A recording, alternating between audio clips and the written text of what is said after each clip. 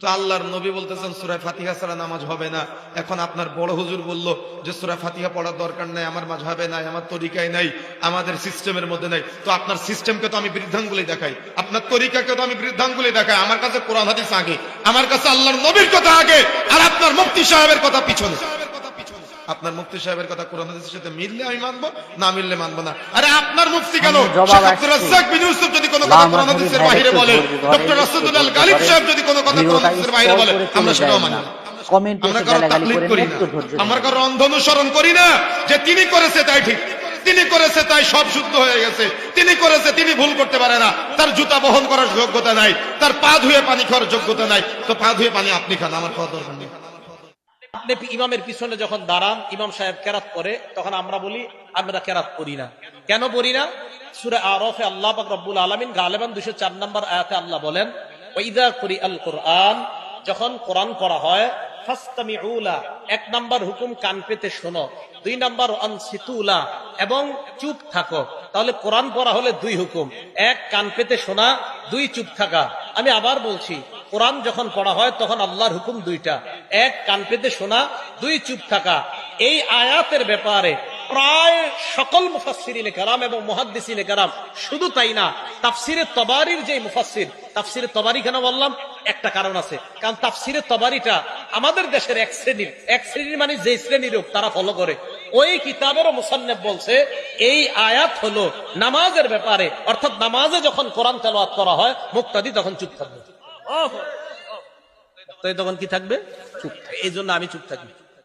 سؤاله الآخر يقول أحيانا لا أستطيع قراءة سورة الفاتحة في الصلاة الجهرية والإمام يقرأ في الصلاة.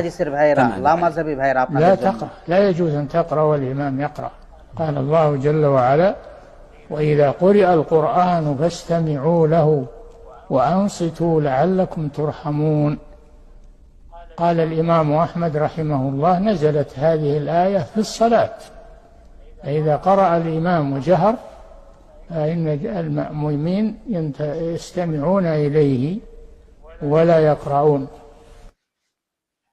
Mic সামনে পেলে অনেক কিছুই বলা যায়, অনেক ফতুয়াবাজি করা যায়, অনেক জোর গলায় অনেক কিছু বলা যায়, কিন্তু দলিল ভিন্ন জিনিস, এলেম একটা আলাদা জিনিস, যেটা জাল হাদিসের ভাইরা, লামাযহাবী ভাইরা আপনাদের কাছে আছে কিন্তু সীমিত। আপনারা যেটা জানেন সেটা নিয়ে আপনারা লাফালাফি করেন। আপনাদের জানার বাহিরেও অনেক এলেম আছে, অনেক জানার বাকি আছে। এই সব কিছুকেই জানতে হবে। আপনি একটা হাদিস জানেন, আপনি মনে করেছেন শুধু ওই একটা হাদিসই এই পৃথিবীতে আছে, হয়তো আপনি জানেন না আপনি যে হাদিসটা জানেন ওই হাদিসের বাহিরে আরো লাখো হাদিস আছে। সেগুলো জানতে হবে, সেগুলো যাচাই বাছাই করে সবগুলোর ভিতর থেকে যেটা বেস্ট সেটা আমল করতে হবে। আপনি মাইক সামনে পেয়ে আপনি ফিতনাবাজি শুরু করবেন আর দুনিয়ার মানুষ আপনাকে মাথায় তুলে নাচবে, না, এটা করতে দেওয়া যাবে না, আপনাদেরকে করতে দেওয়া হবেও না। আপনি ফিতনাবাজি করবেন আর আমরা বসে বসে শুনবো দেখবো, না। আপনি ফিতনাবাজি করবেন, আপনার ফিতনার জবাব দেওয়ার জন্য কোরআন হাদিসের দলিলই যথেষ্ট।